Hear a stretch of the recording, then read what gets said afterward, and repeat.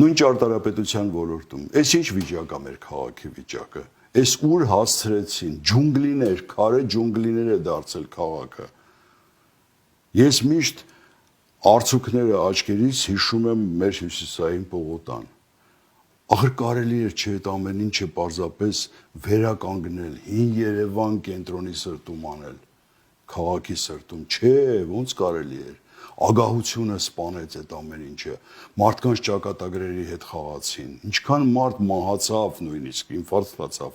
այդ շրջանի, որ հարկադիրը գալիս էր եւ խուլիգանավարի հանում էր այնտեղից տներից, այն որ ես նայում էի մի տեսանյութ սարսափում էի, հիվանդ մարդուն ոնց էին քաշքշում հանում, դուրս արի ստեղը շուտ արա, քանդում են քոտունը,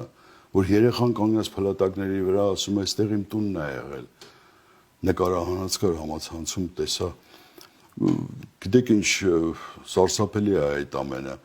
ես շատ եմ սիրում մեր քաղաքը Երևանը, ես ինձ համարում եմ երևանցի օղնուցուծով եւ նվիրված եմ այս քաղաքին, բայց երբ որ նման բաներ տեսնում եմ, ես